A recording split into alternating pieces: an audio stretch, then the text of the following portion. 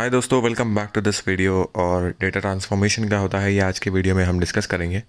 Data transformation क्या होता है और क्यों कंपनीज़ के लिए डेटा ट्रांसफॉर्मेशन इतना ज़रूरी होता है।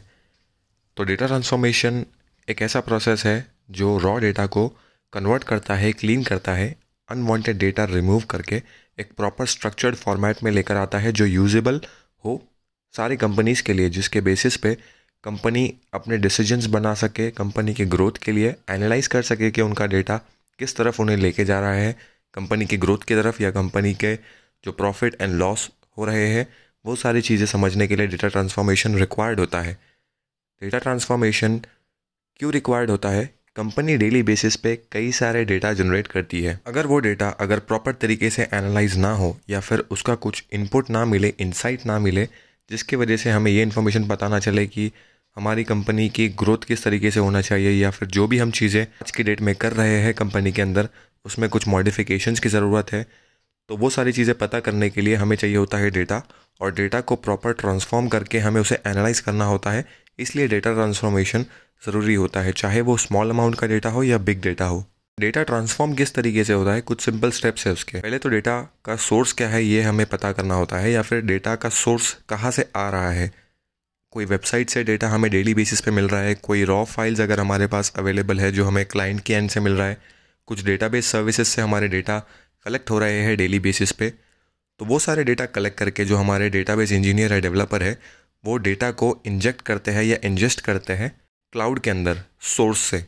क्लाउड पे डेटा अपलोड होने के बाद उस डेटा को प्रॉपर स्ट्रक्चर्ड वे में यूजेबल फॉर्मेट में ट्रांसफॉर्म किया जाता है, कन्वर्ट किया जाता है।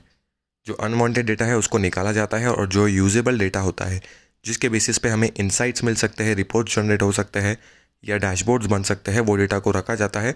उस डेटा को बाद में सेव किया जाता है क्लाउड के किसी स्टोरेज सर्विस के अंदर। स्टोरेज सर्विसेज जैसे कि SQL डेटाबेस, स्टोरेज अकाउंट, अजोर डेटाब्रिक्स, अजोर सिनैप्स, ऐसे कई डिफरेंट सर्विसेज जो हमें डेटा एनालाइजेशन के लिए हेल्प करते हैं और प्रॉपर डिसीजन मेकिंग में हमें मदद करते हैं उस डेटा को ट्रांसफॉर्म करके। डेटा जैसे ही अजोर क्लाउड के अंदर स्टोर हो जाता है उसके बाद वो डेटा एक रिपोर्टिंग सॉफ्टवेयर या फिर एक सर्विंग टूल के पास जाता है, जैसे कि Microsoft Excel, power BI, Apache, Hadoop, ऐसे सॉफ्टवेयर्स जो लार्ज अमाउंट ऑफ डेटा को एनालाइज करने में या उसको सेग्रीगेट करने में या उसको प्रॉपर मैनेज करने में हेल्प करता है, जिसकी वजह से कंपनी को अपने जो इंसाइट्स है वो मिल जाते हैं। हमारे डायग्राम के हिसाब से हमारे पास 3 सोर्स ऑफ डेटा है: web services, web application, database services, या रॉ डेटा में फाइल्स हमारे पास अवेलेबल है जो हमें डेली बेसिस पे आ रही है। तो हमारा जो डेटाबेस इंजीनियर या डेवलपर होगा वो क्लाउड में पहले डेटा को इंजेस्ट करेगा, उसको इंजेस्ट करने के बाद डेटा को यूजेबल फॉर्मेट में ट्रांसफॉर्म करेगा, ट्रांसफॉर्म करने के बाद स्टोर करेगा अजोर क्लाउड के अंदर, और वो रिपोर्टिंग टूल के बाद सर्व होगा, मतलब एक्सेल, पावर BI ऐसे टूल्स में वो डेटा अपलोड होगा, जिसके बेसिस पे हम डैशबोर्ड बना सकते हैं, एक एनालिसिस ले सकते हैं हमारे डेटा के बेसिस पे जो कंपनी के ग्रोथ में या कंपनी के डिसीजन मेकिंग में हमारी हेल्प करेगा। ये सारे प्रोसेस को डेटा ट्रांसफॉर्मेशन प्रोसेस या डेटा डेवलपमेंट प्रोसेस भी कहा जाता है। उम्मीद करता हूँ आपको वीडियो अच्छा लगा होगा। अगर आपको वीडियो अच्छा लगे तो वीडियो को लाइक कीजिए, चैनल को सब्सक्राइब कीजिए। Thank you very much.